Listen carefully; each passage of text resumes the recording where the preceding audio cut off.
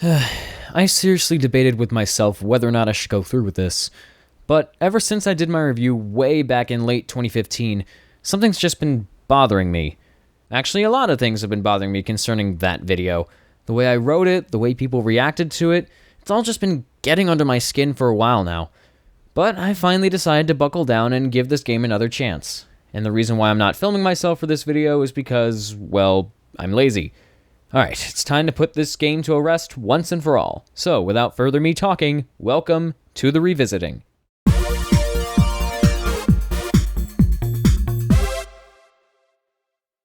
Okay, so Super Mario 3D World was arguably one of my most controversial videos ever. In the review, I said the game was bad, and I was accused of pretending not to like it just for views, not explaining my reasons thoroughly enough, and just making a bad video. For the most part, I can understand why they'd say things like that, but I can't help but feel like some people said it was bad because they didn't like the fact that I didn't like the game, and nothing about the video itself. While I can't prove this to be true or not, I can see where everyone else was coming from. So the first thing I can do in this revisiting is explain myself. A lot of the script for that video was written while I was going through a lot of emotions. I was fresh off of playing the game, and I was frustrated with most of its design choices, so I felt the need to vent my anger into words. I was so frustrated that I didn't bother revising the script or anything to make any of my complaints understandable enough for people to get behind. I just wanted to get this video done and over with and never have to play that game again. So if it seemed like I wasn't giving fair arguments during my review, there's your reason why. I was tired of everything having to do with 3D World, and I just wanted to be done with it. And truth be told, I seriously haven't played this game since my original video, but now that I'm calm enough to play it again, it's a shame to say that most of the problems I addressed before are still somewhat present. But first I'll bring up some of the things I enjoy. Having multiple playable characters is really cool. I like that each one had their own unique abilities. It's especially great to play as Princess Peach in a main series Mario game again, but her floating ability doesn't last as long as it does in Super Mario Bros. 2. Aside from that, I like this a lot. I also didn't point out some of the new abilities, like taking a Koopa Troopa shell and going inside it. Admittedly, that's kind of awesome, but then again, it sort of makes me wish the blue shell from New Super Mario Bros. Came back. While talking about power-ups, I'm still not a fan of the cat suit. I feel like its only purpose is to help you get things that are too high for you to reach normally, and it doesn't really add anything else, at least to me. It's not entirely useless. I did get some use from the swipe kick, but that's about it. Personally, I think the double cherry adds a lot more unique gameplay elements than the catsuit. The levels it's featured in are much more interesting in terms of design, and there's some very unique puzzle solving that can be done with it. I genuinely enjoy using this power-up, and I hope it returns in other Mario games. As you might recall, two of the most shocking statements I made in my initial review were about the music and the graphics. In terms of graphics, I said it wasn't really that impressive, and for the most part I still kind of agree with that, but now I sincerely think this game does look really good. It has bright colors, a bit of cartoonish charm, and backgrounds that are very pretty to look at. I guess when I said New Super Mario Bros. U looked better, I was talking more about the colors. While 3D World is technically better in everything else, there's something about New Super Mario Bros. U that makes the colors stand out more. Maybe 3D World just has some lighting and weather conditions that make the colors seem kinda muted in certain levels, but as a whole, the game still looks really good. Looking at the music, I should emphasize that I didn't say the entire soundtrack was bad, or maybe I did, but I forgot. There are some tracks that I legitimately love, specifically the Histocrat battle theme and the credits theme. And playing the game again, I've started liking Bowser's theme a lot. The beach theme is really good too, and admittedly the main theme itself is kinda growing on me a bit. But unfortunately, not every piece of music in this game is as good, at least to me. Sorry, but I still don't like a lot of these songs. The world map themes I can hum along to in the moment, but immediately forget soon after, which is odd because Worlds 1 and 2 share the exact same theme but with different arrangements, which is also odd because none of the other worlds share the same music, so why the first two have the same theme makes no sense, but I digress. I can't remember any of the battle themes except for Bowser's. The circus level music still sounds like it was taken from Super Mario Galaxy's table scraps. The Sprixie theme is just not good at all. I remember liking the Asian temple level music, but I can't remember the music itself. And while the rearrangements of tracks like the Mario 2 character select theme are cool to hear, I can't say the same for the others. Most of the rearranged music is from Super Mario 3D Land, which already had kind of a forgettable soundtrack. The remix of Gusty Garden from Super Mario Galaxy is cool, but kind of underwhelming. The choice of Mario 3's Game Over music as the Game Over music in this game seems a little random, And how many times do we have to hear this version of the underground theme in a Mario game, or even the theme itself? I like it, but can we at least get the underground theme from Super Mario Land, or World, or something original? I'm mostly nitpicking, but again, 3D World soundtrack has some good stuff, some really good stuff. I'll listen to the Histocrat battle theme any day of the week. That song is amazing. I just find a larger portion of the music to be not bad, but not great, so I guess I'm kind of on the fence with it. I'll confess to the fact that most of the issues I had with the game were mostly nitpicks, but some things about Super Mario 3D World still bug me. For example, using green stars to unlock certain levels. This especially gets annoying if I wanted to play the game without trying to collect the green stars.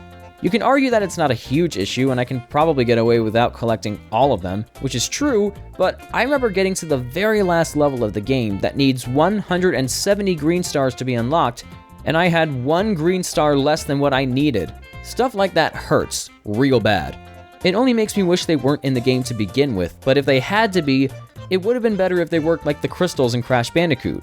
Have only 1 green star per level, make them easy to find, and there you go. Or maybe they could have just gotten rid of the flagpole and make the green stars the power stars. Have one be at the end of each stage, and come to think of it, I wouldn't have minded using them to unlock levels if they were incorporated this way. Power stars were used in Super Mario 64 to unlock rooms in Peach's castle, so having something like that in 3D World would give the stars more of a purpose and make them less annoying to have to go out of my way to find. As for the level design, when I went back to play all those levels that had gimmicks like switches and especially the levels featuring Plessy, it genuinely seemed like they were only there for the sake of giving those levels gimmicks. A majority of these levels never really felt that lively. They didn't feel like worlds or places that you can admire and have fun exploring. They were just challenges, nothing but things you had to overcome in order to win. And while the challenges can be fun, that's not what I look for in a Mario game. Mario games are all about overcoming challenges to beat each level, but they were also about the journey, the experience you went through within each level. Super Mario 3D World levels are visually interesting, but I want to be able to take in those visuals and not just keep having boost pads and translucent pipes thrown at me. Speaking of levels and gimmicks, remember when I said the Captain Toad missions were the worst thing about this game? Well, I still don't think they're anything special, but now I don't think they're that bad. Maybe it's because I'm going back to this game after reviewing Captain Toad Treasure Tracker, but now I'm starting to see something in these levels that seems oddly charming. I don't tell myself to go back to these levels as soon as I can, and I wouldn't consider them to be among my favorites, but maybe I'm developing a soft spot for them. Now, what about the game as a whole? Well, I can easily say with a hand on my heart that I was definitely too harsh on it, even if I did have some positive things to say. Super Mario 3D World is by no means bad or terrible. It is technically a good game, but does that mean my overall thoughts on it have changed? Can I now say that I enjoy Super Mario 3D World as much as everyone else does? Well, to answer your question, I say no. I don't hate the game as much as I made people think I did. There's nothing about this game I really even despise, but I'd be lying if I said I enjoyed Super Mario 3D World as much as I did games like Super Mario Galaxy 2. There are a lot of things that 3D World does well, like giving us more playable characters and almost everything to do with the Double Cherry. And I'm sure most of you will still see my complaints as nothing but nitpicks, but I really can't help but let these bother me. As gamers, we each have preferences. There are games that we hold so close to our hearts that no matter how much we praise other games, we'll still have that bias toward the games we already love so deeply. Zelda fans eat up everything Link Between Worlds has to offer, but can have more of a connection to Ocarina of Time. Sonic fans really like Sonic Colors because of what it did for the series, but they can still find themselves going back to Sonic 2. It's not being ignorant, not all the time in some people's case, it's just something we can't help.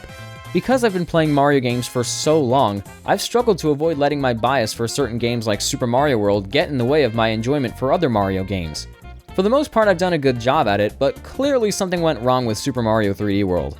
Maybe it is the fact that it's on a home console, because when I went back to play Super Mario 3D Land on the 3DS, I had a much better time with it. Something about taking 3D Land's gameplay and putting it on the Wii U still doesn't entirely work for me. Going back to gamers and preferences, when I think of a 3D console Mario game, I think of something big and explorative with open worlds and almost nothing making you feel constrained or limited. Even Super Mario Sunshine, which despite not being very well balanced and having a structure I wasn't comfortable with, still had some of the things I love about 3D Mario games. And after the Galaxy games pretty much perfected the 3D Mario formula, is there any wonder why I was disappointed with 3D World when I first saw it? After playing it again for this video, I did find more to enjoy about it. And even if I did let my love of Galaxy 1 and 2 get in the way, I'd still admit to enjoying things about 3D World.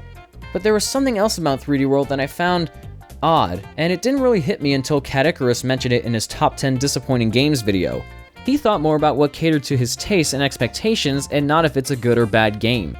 The game was technically good, but to quote Catty himself, it was so self-aware to the fact that it's a game, because very little about it was fulfilling or satisfying. It was a machine without soul or drive, and while technically fun, it was still a machine.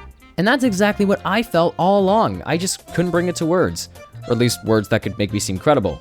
I'm not afraid to admit that I'm biased, just like I'm not afraid to express the things I like about a game I may not like entirely. And when I said Super Mario 3D World was a bad game, I was just tired of it at the time. Now that I've played it again with a fresh mind, it's definitely good, but it still pales in comparison to its 3D predecessors, at least when trying to give me something memorable or fulfilling. And I still prefer 3D Land, because even though it was pretty much the same thing, it was definitely better suited for the handheld. I want to stress that I don't hate Super Mario 3D World at all. I just don't enjoy it as much as other 3D Mario games. And I know I've just been repeating myself throughout this whole video, but that's truthfully what I think. And where Mario goes from here seems to be completely up in the air. Maybe Miyamoto and his team were sort of burnt out at that point, but since it's been 3 years since 3D World came out, here's hoping they can muster the energy needed to get Mario back on track. His future doesn't exactly look bleak, at least not as bleak as a certain blue hedgehog's. But I'm sure he'll give us something worthwhile again soon. Well, anyway, I hope this video better sums up my thoughts on Super Mario 3D World than my now terribly outdated review tried to do. For now, there's other games to play. So with that said, this is Marc, aka the disembodied voice of Super Smash 3DS, bidding you all a smashing farewell.